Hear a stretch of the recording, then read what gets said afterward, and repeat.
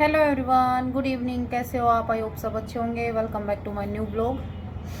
तो गाइज, कई दिन से मेरे पास कमेंट आ रहे हैं और पूछा जा रहा है कि आप अपने बारे में बताइए, आप कितने पढ़े लिखे हो, कहाँ से हो। वो सब तो आते ही हैं, साथ साथ कुछ और भी कमेंट आए हैं, जैसे कि मुझे बोला गया है कि आपके घर वालों ने अनपढ़ से शादी क्यों की और आपने 10 साल वहाँ पे कैसे, अगर वो ऐसे ही हैं तो 10 साल आपने कैसे निकाले। ये सब कमेंट मेरे पास आ रखे हैं। लेकिन गाइज, इन कमेंटों का जो है कमेंट बॉक्स में मैं कितना जवाब दूँ। मतलब ये कोई छोटी मोटी बात तो होती नहीं है जो कि मैं आप लोगों को कमेंट बॉक्स में लिख दूँ, बता दूँ। तो उसके लिए मैंने यही सोचा है कि मैं आप लोगों को वीडियो के माध्यम से आप लोगों को बताऊँगी कि 10 साल मैंने वहाँ कैसे निकाले। मतलब शादी होने से पहले से, मतलब शादी से शुरुआत, और ये 10 साल की जो जर्नी है वो मैं आप लोगों के साथ शेयर करूँगी धीरे धीरे। तो गाइज़, आप लोग वीडियो में बने रहिएगा, प्लीज़ स्किप मत करना, पूरा देखना। तो गाइज़, मेरा नाम है प्रियंका। मैं हरियाणा के एक छोटे से गांव से हूँ और मेरी शादी हुई थी दिल्ली में। और पढ़ाई की बात करूँ तो पढ़ाई मैंने कर रखी है बीए फाइनल, और बीए फाइनल भी जो है वो मैंने शादी के बाद फाइनल हुई है। मतलब मेरी जो बीए फाइनल के जो एग्ज़ाम हैं वो मैंने शादी के बाद ही दिए थे। बाकी शादी 2013 में हुई थी। और गाइज, शादी हुई, शादी जो है मेरा रिश्ता करवाने वाली कोई दूर की नहीं थी। दरअसल मेरे ही घर परिवार में मेरे जो ताऊ जी हैं उनकी लड़कियां थी, उनकी लड़की थी, मतलब उन्होंने रिश्ता करवाया था। तो गाइस, जब रिश्ता हुआ था तो उन लोगों ने मेरे घर वालों को, मेरे पापा को, भाई को, इनको लड़का दिखाया था और ये बताया गया था कि वो 12वीं पास है। और जब रिश्ता देखने आए थे तो लड़का दिखाया, 12वीं पास बताया, और प्लॉट दिखाए 2, जहाँ पे उन्होंने किराया बताया कि दोनों प्लॉट का जो किराया है वो 50,000 आ जाता है हमारा। और लड़का जो है वो हमारा इलेक्ट्रॉनिक का काम जानता है और उस इलेक्ट्रॉनिक के काम से ये 20,000 रुपये हर महीने अपने कमा लेता है। ये बात बताई थी शादी के दौरान। तो गाइस, शादी हो जाती है। शादी के बाद जैसे हर लड़की कुछ सपने लेकर आती है ससुराल में, ऐसे ही मैं भी आई थी। तो गाइस, ससुराल में आते ही मैं आपको दूसरे दिन का नज़ारा बताती हूँ। मेरे ससुराल में जब मैं आई तो दूसरे दिन का क्या नज़ारा था कि मेरे जो ससुर हैं, जिनको ये बताया गया था कि ये कभी शराब को छूते भी नहीं, पहले पीते थे लेकिन अभी छूते भी नहीं, देखते भी नहीं। उनका क्या था कि मेरी शादी के दूसरे ही दिन वो शराब पी के नाली में पड़े थे।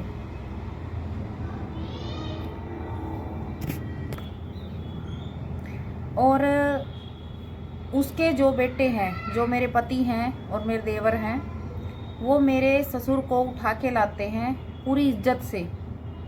कैसे? एक ने यहाँ से पकड़ा हुआ है, एक ने यहाँ से पकड़ा हुआ है, और लेके आ रहे हैं उसको नाली में से घसीट के।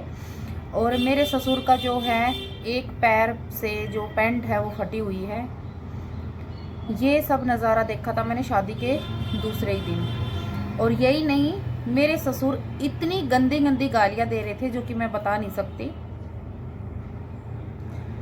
दूसरा ही दिन था, मैं मतलब चौंक गई कि ये सब क्या है, ये सब ड्रामा हमने कभी पीछे देखा नहीं और ऐसा ही चलेगा ये सब। मतलब कई सवाल थे दिमाग में, क्या ऐसा ही चलेगा आगे या आज का ही है वो सब। तो तो गाइस, जो मुझे डर था वही साबित हुआ। दरअसल वो एक दिन की कहानी नहीं थी कि चलो बेटे की शादी हुई है, खुशी में पी ली, वो सब नहीं था। ये उनका कोई 1-2 या 1 दिन ही बीच में जाता था, हफ्ते में कोई 1 आध दिन ही ऐसा जाता था जो वो नहीं पीते थे। वो भी किस लिए नहीं पीते थे वो मैं आप लोगों को आराम से बताऊंगी बाद में। बाकी जैसे मंगल छोड़ दिया बाकी, और ये नहीं कि लो पी के सो जाओ, नहीं, ऐसा कुछ नहीं था। वो ही पी के माँ बहन बेटे की सबकी गालियाँ देना और पूरे घर परिवार में एक ऐसे अकेले वो ही थे जो बहू बेटी सबको एक लाकड़ी हाँकते हैं, किसी को नहीं छोड़ते। मतलब गाली देने में गंदी गंदी गालियाँ, चाहे बच्चे खड़े हो चाहे माँ बाप, किसी को नहीं बकशने वाले मेरे ससुर। उनका डेली का यही ड्रामा था। तो गाइज ऐसे ही चलता रहा। उसके बाद मतलब ये हुआ कि शादी के 2 महीने निकल गए, ऐसे ही निकल गए। उसके बाद 2 महीने बाद मैं अपने मायके से आ रही थी और मायके से आते टाइम मेरे पति ने मुझसे पूछा कि ये सामने बोर्ड पर क्या लिखा है आते टाइम। तो मैंने बोला क्यों, आपको दिखाई नहीं देता, आप देख लो क्या लिखा है, ऐसे हंसी मजाक में। कि मैंने बोला आप देख लो, मुझे क्या पता, आपको पढ़ना नहीं आता है क्या, आप पढ़ लो। तो उस टाइम तो उसने मुझे बोला पहले कि नहीं, मुझे ना दूर से कम दिखाई देता है, मैं गाड़ी भी अंदाजे से चला रहा हूँ, मुझे दिखाई नहीं देता रात को। तो मैंने बोला कि मजाक कर रहा है, मतलब यही था कि वही मजाक ही होगा। तो फिर ऐसे करते करते उसके मुंह से अचानक से निकल गया कि मैं पढ़ा लिखा नहीं हूँ। शादी को 2 ही महीने हुए थे, तब पता चल गया था कि वो पढ़े लिखे नहीं है। तो मैंने फिर भी ये सोचा कि नहीं, आज के टाइम में ऐसा कौन है जो पढ़ा लिखा नहीं होगा, नहीं नहीं मजाक कर रहे हैं। तो मैंने बोला झूठ मत बोलो।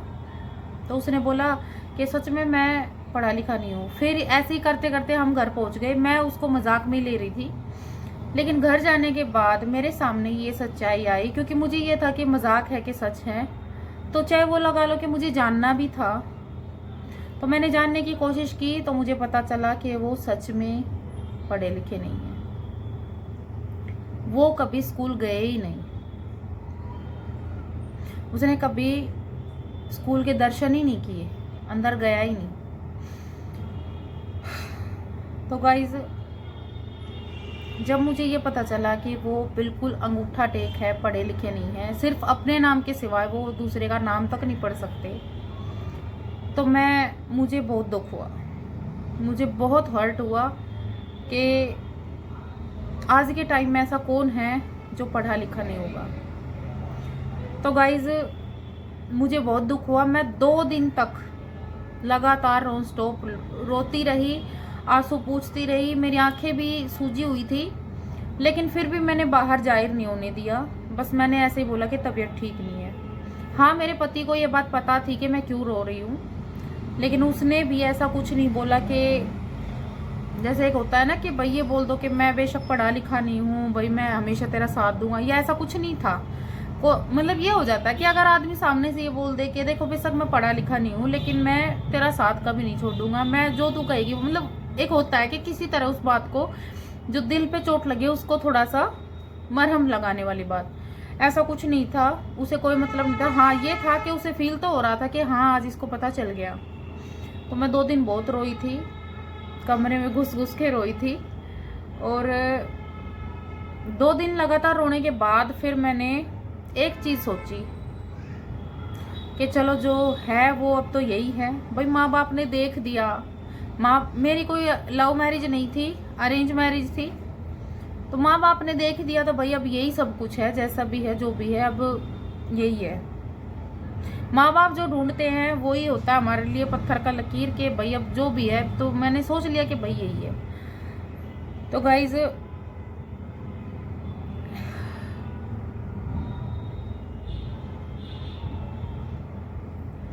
मैंने ये सोच के सब्र कर लिया कि पहले के लोग कौन से पढ़े लिखे होते थे। जैसे कि मेरी माँ, वो पढ़ी लिखी नहीं है, लेकिन उन्होंने भी घर बसाया। हमारे जो दादा परदादा थे, कोई भी थे, मतलब पहले के लोग कहाँ पढ़े लिखे होते थे, तो वो भी तो घर गृहस्थी संभालते थे, बनाते थे, बच्चा मतलब सब कुछ चलता था। तो ये सोच के मैंने वो चीज़ें, वो जो सच्चाई थी इतनी बड़ी, वो मैंने एक्सेप्ट कर ली और मैंने मान लिया।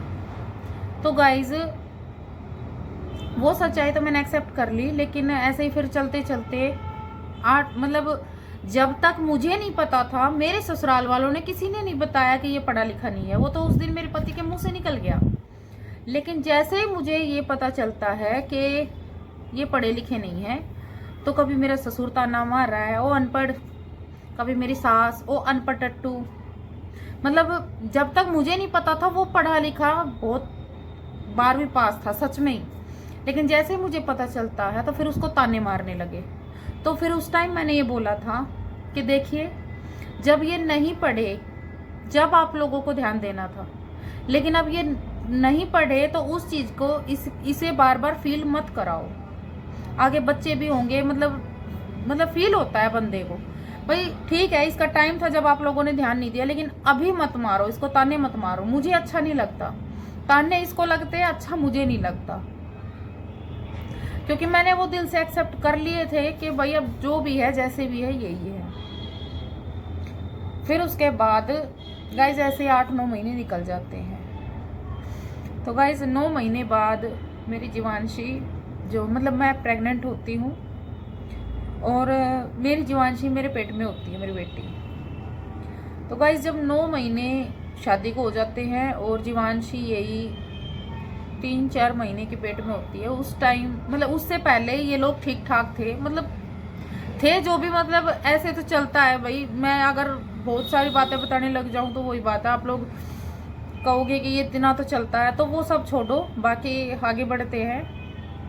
तब तक ये फिर भी काफ़ी कुछ हद तक ठीक थे, लेकिन जैसे ही जीवांशी पेट में थी तो इन सब के तेवर बदल गए। सास के, ससुर के, ननद के तो पहले ही बदले हुए थे, लेकिन हाँ, सास के, ससुर के, हस्बैंड के, देवर के, सबके तेवर बदल गए। और वो क्यों बदल गए वो मैं आप लोगों को बताती हूँ। इनकी क्या सोच थी, इनकी सोच ये थी, और ये बात मैं कोई झूठी नहीं, मतलब मन अपने अंदाजे से नहीं बोल रही हूँ, ये बात मैंने अपने कानों से सुनी है, मेरी ननद और मेरी सास बातें करते हुए। उनकी सोच ये थी कि अगर बच्चे हो जाते हैं तो ठीक है सॉरी गाइस, अगर बच्चे हो जाते हैं तो ठीक है, नहीं तो अगर इसे ये पता चल गया, पहले तो था ही, लेकिन पता चलने के बाद भी ये था कि अभी हमारा लड़का जो है वो पढ़ा लिखा नहीं है और ये है पढ़ी लिखी, तो ये भाग जाएगी इसको छोड़ के, मतलब इसके रुकेगी नहीं, चली जाएगी इसको छोड़ के। उनको ये था, तो उनको जल्दी से जल्दी ये था कि जल्दी से जल्दी बच्चा हो जाए उनकी सोच, उनकी सुनी हुई बातें मुझे आज भी बिल्कुल ऐसे याद है जैसे कल ही की बात है। मेरी ननद मेरी सास से कह रही थी कि जितना जल्दी हो सके इसे दवाई दिला देते, नहीं तो मम्मी ये रुकने वाली नहीं है। उनको पहले ही पता चल गया था। तो गाइज ऐसे उन लोगों ने ये सोचा। तो गाइज जैसे ही मेरी बेटी 4-5 महीने की पेट में होती है, उन लोगों के तेवर ही बदल गए। जो मेरे हस्बैंड, उनके बताई हुई बताती हूँ मैं आपको, जो मेरे हस्बैंड महीने के 20,000 कमाते थे, जैसे ही मैं शादी करके जाती हूँ मेरे हस्बैंड घर से बाहर ही नहीं निकलते, मतलब मेरे सामने तो निकले नहीं। मुझे नहीं पता, वो लोग कहते हैं कि हमारा लड़का काम करता है, 20,000 कमाता है महीने के, लेकिन मेरे सामने वो बाहर नहीं निकले, मेरे लाख कहने के बावजूद भी। क्योंकि मैं फील करती थी, फील क्या, जब कोई बंदा कमाने वाला घर में पड़ा हो तो अच्छा किसको लगता है, किसी को नहीं। मैं उसे बोलती थी कि बाहर जाओ, कुछ काम करके आओ थोड़ी देर, कोई मतलब नहीं था, नहीं जाते थे। टीवी देखते, इधर उधर घूम लिया, गली में घूम लिया, बस फिर कमरे में, बस यही था। तो जाते वो नहीं थे, ताने मुझे मिलते थे, सास के, सास के तो देखो, देवर क्या बोलता था, तू काम पे नहीं जाने देती इसको, तू नहीं करने देती इसको काम, तू इसको काम पे नहीं भेजती, घर में पड़ा रहता पूरा दिन।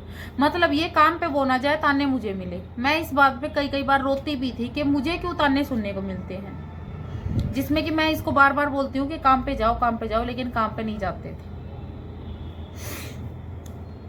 तो गाइस जो 20,000 कमाने वाला जो बंदा है, वो घर में एक ढेला नहीं कमाता। उसके चलते मुझे कितनी सुननी पड़ी है वो मैं आप लोगों को बताऊंगी धीरे धीरे। तो गाइस मैंने आप लोगों को बताया, मेरे ससुराल वालों की सोच ये थी कि बच्चा होने के बाद ये कहीं नहीं जाएगी, और ये बात कहीं ना कहीं सच भी है, ये कड़वी सच्चाई है। कोई भी माँ हुई अपने से पहले अपने बच्चे के बारे में सोचती है, और जब तक बच्चा नहीं होता तो वो एक स्टेप लेने की सोचती भी है, लेकिन बच्चा होने के बाद उसे अपने बच्चे की तरफ भी देखना पड़ता है, जो कि मैंने भी देखा और देखना पड़ा। क्योंकि अब बात थी मेरे बच्चे की, आगे भी उन लोगों ने जो हरकतें की वो मैं आप लोगों को बताऊंगी। 10 साल की जो जर्नी है वो मैं आप लोगों को बताऊंगी। 10 साल में मैंने इन लोगों के कितनी झेला है। तो गाइस शादी के ये 10 साल मैंने कैसे ससुराल में काटे हैं, क्या क्या झेला है, कितना झेला है और क्यों झेला है, वो सब मैं आप लोगों के सामने बताऊंगी, आप लोगों से शेयर करूंगी। तो गाइज़ आप लोग ऐसे ही मेरे साथ बने रहिएगा मेरी वीडियो में और ऐसे ही सपोर्ट करते रहिएगा। गाइज़ आगे जो हुआ, जब मैं प्रेग्नेंट थी, प्रेगनेंसी के बाद जब मेरी बेटी हुई, क्या हुआ, वो सब मैं आप लोगों को धीरे धीरे करके बताऊंगी। तो गाइज़ ऐसे ही मुझे सपोर्ट करते रहिए, मेरे साथ बने रहिएगा। मिलते हैं नेक्स्ट वीडियो में, तब तक के लिए नमस्कार।